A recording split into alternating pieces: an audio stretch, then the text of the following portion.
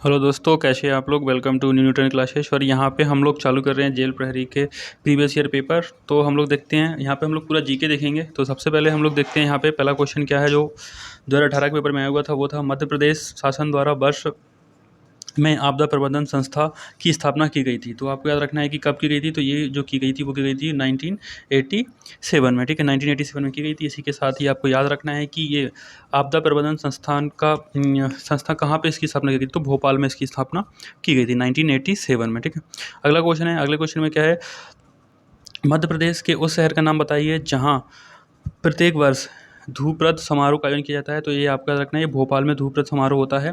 और एक कहाँ पे, कब से इसकी शुरुआत हुई थी। तो इसकी शुरुआत जो हुई थी वो हुई थी 1981 में। इसी के साथ ही आपको याद रखना है कि कहाँ पे होता है। तो ये जो होता है भोपाल में होता है। और कहाँ पे भोपाल में भी, तो उस्ताद उस्ताद अलाउद्दीन खां संगीत अकादमी है, वहाँ पे होता है भोपाल में। ठीक है, तो अगला क्वेश्चन क्या है। अगला क्वेश्चन जो है, रानी विक्टोरिया की स्वर्णिम जयंती मनाने हेतु निर्मित किए गए यूनेस्को के विश्व विरासत स्थल का नाम बताइए। तो ये आपको याद रखना है कि इसका जो है वो किया गया छत्रपति शिवाजी टर्मिनल का। ठीक है, तो ये छत्रपति शिवाजी टर्मिनल मुंबई।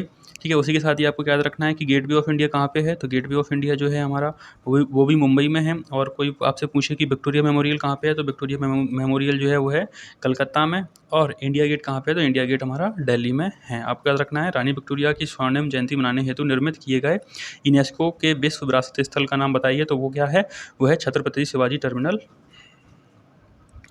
और अगला जो क्वेश्चन है, अगला क्वेश्चन क्या आता है। अगला क्वेश्चन आता है, आधिकारिक शुभांकर प्राप्त करने वाला भारत का प्रथम वन्य जीव रिजर्व का नाम बताइए। तो सबसे पहला वन्य जीव कौन सा है जिसने अपना खुद का शुभांकर प्राप्त किया है। तो वो है कान्हा राष्ट्रीय उद्यान। और कान्हा राष्ट्रीय उद्यान कहाँ पे है, तो कान्हा राष्ट्रीय उद्यान आपको याद रखना है जो हमारे मंडला में है।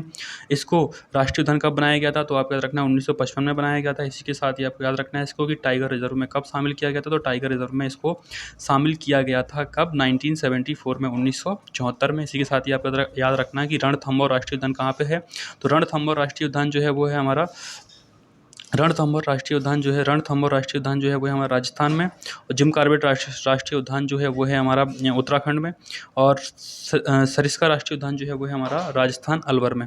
वहीं अगर आपसे ये पूछा जाए कि सबसे पहला राष्ट्रीय उद्यान कौन सा है भारत का, तो भारत का सबसे पहला राष्ट्रीय उद्यान जो है वो है जिम कॉर्बेट राष्ट्रीय उद्यान। और अगर ये पूछा जाए कि एमपी का सबसे पहला राष्ट्रीय उद्यान कौन सा है, तो वो है कान्हा राष्ट्रीय रिजर्व। अगला क्वेश्चन देखते हैं। अगला क्वेश्चन है, मजदूरों और गरीब परिवारों के लिए बिजली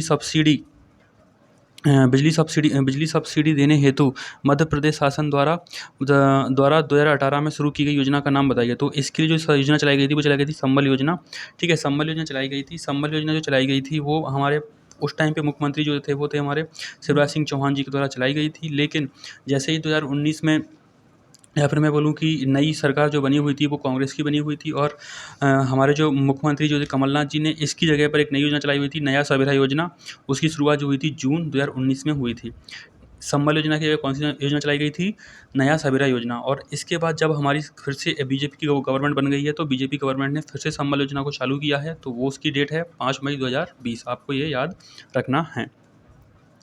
वहीं अगर अगला क्वेश्चन की अगर बात करूँ, तो अगला क्वेश्चन जो है वो है कि 1931 में भारतीय राष्ट्रीय कांग्रेस के किस अधिवेशन में मौलिक अधिकारों और राष्ट्रीय अधिकार कार्यक्रमों को के प्रस्तावों को अपनाया गया था। तो आपको याद रखना है कि मौलिक अधिकारों को और राष्ट्रीय आर्थिक कार्यक्रमों के प्रस्ताव को कब कौन से अधिवेशन में स्वीकृत किया गया था। तो आपको याद रखना है कराची अधिवेशन में स्वीकृत किया गया था।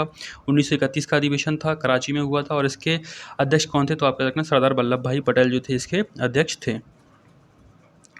वहीं अगर मैं अगले क्वेश्चन की बात करता हूँ, तो अगला क्वेश्चन जो है वो है, मध्य प्रदेश सरकार द्वारा 2018 में राष्ट्रीय कालिदास सम्मान से किसे सम्मानित किया गया। तो ये आपको याद रखना है, उस टाइम पे करंट का क्वेश्चन था। तो आपको याद रखना है इसको किसको किया गया था। तो इसमें किसको किया गया था, इसमें किया गया था किसको, अंजोली ईला मेनन को किया गया था। आपको ये भी याद रखना है कि कालिदास सम्मान की शुरुआत मध्य प्रदेश में कब से की गई है, तो ये की गई थी 1980 से। ठीक है, अगला क्वेश्चन देखते हैं।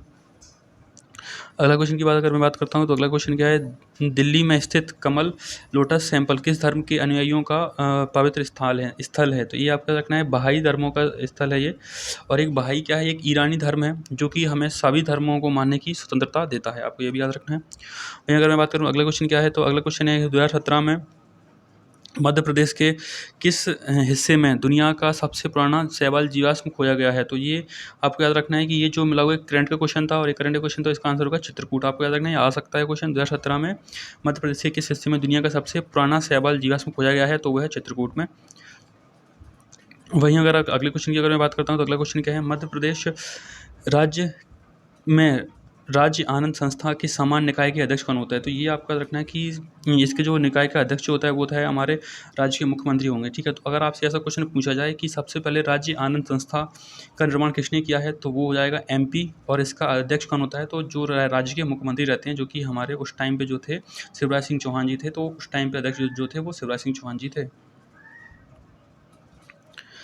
अगला क्वेश्चन है कि दीप से दीप जले के रचयिता कौन है? तो दीप से दीप जले के रचयिता जो है वो है माखनलाल चतुर्वेदी जी। आपको याद रखना है क्वेश्चन।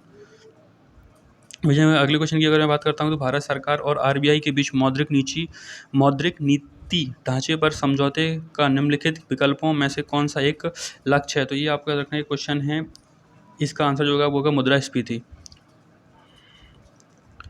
अगला क्वेश्चन क्या है, निम्नलिखित में से किसे भारत के मेट्रो मैन के रूप में जाना जाता है? तो इसका आंसर आपको याद रखना है, इसका आंसर जो है वो है आपका मिस्टर श्रीधरन को, ठीक है। तो क्योंकि इनका बहुत महत्वपूर्ण योगदान रहा है हमारे कलकत्ता मेट्रो निर्माण में और दिल्ली मेट्रो निर्माण में, इसलिए इनको मेट्रो मैन के नाम से जाना जाता है। हमारा अगला क्वेश्चन जो है वो है कि बैरन द्वीप भारत में एकमात्र सक्रिय ज्वालामुखी कहाँ पर स्थित है? तो ये आपको याद रखना है, अंडमान निकोबार में स्थित है, अंडमान एवं निकोबार आइसलैंड में स्थित है।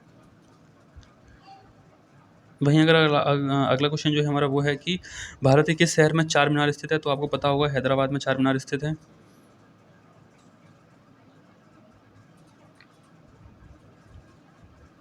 अगला क्वेश्चन क्या है, निम्नलिखित में से किस संस्थान ने मध्य प्रदेश में भारत के प्रथम एकीकृत नियंत्रण और कमान केंद्र का शुभारंभ किया है? मतलब उसका कमांड और कंट्रोल सेंटर जो है हमारे एमपी में है। तो इसको आपको याद रखना है कि इसका जो है स्मार्ट सिटी वाला जो है Bhopal smart city development corporation limited जो है उसका वो कहाँ पे भोपाल में है।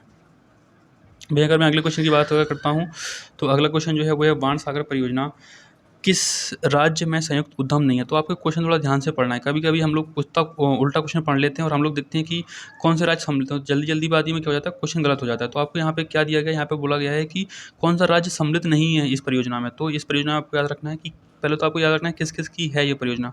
तो मध्य प्रदेश, बिहार, उत्तर प्रदेश की ये परियोजना है, ठीक है। कौन सी नदी पे है? तो सोन नदी पर है। तो इसका आंसर क्या हो जाएगा यहाँ पे? इसका आंसर जाएगा छत्तीसगढ़ इसमें शामिल नहीं है।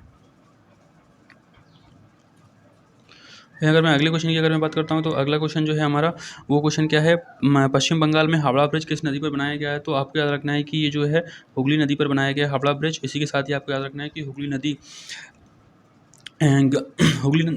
पर ही आपको याद रखना है कि गंगा के पानी को हुगली नदी में ले जाने के लिए फरक्का ब्रिज जो है यहीं पर बनाया गया है, ठीक है। आपको ना फरक्का ब्रिज भी कहाँ पे है? हुगली नदी पर ही है। या फिर गंगा आपको ऑप्शन होगा तो गंगा लगाना है, नहीं तो आपको हुगली ही लगाना है। वैसे बेसिकली हुगली में ही आएगा क्योंकि जो गंगा के पानी को हुगली में लेके आते हैं हम लोग इससे। अगला क्वेश्चन क्या है, अगला क्वेश्चन जो है वो है कि स्मार्ट सिटी मिशन को किस वर्ष में शुरुआत की गई थी? तो आपको ये चीज़ याद रखना है कि इसकी शुरुआत जो कि 2015 में की गई थी। और इसकी शुरुआत किसने की थी? तो इसकी शुरुआत जो है हमारे मुख्यमंत्री नरेंद्र मोदी जी ने की, सॉरी हमारे प्रधानमंत्री नरेंद्र मोदी जी ने की थी। 2015 में इसकी शुरुआत हुई थी। भाई अगर मैं अगले क्वेश्चन की अगर मैं बात करता हूँ तो अगला क्वेश्चन क्या है, तो अगला क्वेश्चन जो है वो है कि किस मिशन का उद्देश्य चरणबद्ध तरीके से शहरी बेघर लोगों को आवश्यक सेवाओं युक्त आश्रय प्रदान करना है? तो इस योजना का आपको नाम याद रखना है। इसका नाम जो है वो है राष्ट्रीय शहरी आजीविका मिशन। राष्ट्रीय शहरी आजीविका मिशन का उद्देश्य क्या है कि चरणबद्ध तरीके से शहरी बेघर लोगों को आवश्यक सेवाओं युक्त आश्रय प्रदान करना है, उनको घर प्रोवाइड करवाना है, ठीक है। तो ये जो क्वेश्चन आए हुए थे ये डे 1 का शिफ्ट था, 2018 का पेपर था, जीके के सारे क्वेश्चन थे। इसके साथ ही हम अगली क्लास में जो है अगले पेपर के जीके के क्वेश्चन देखेंगे। आज के लिए इतना ही, थैंक यू।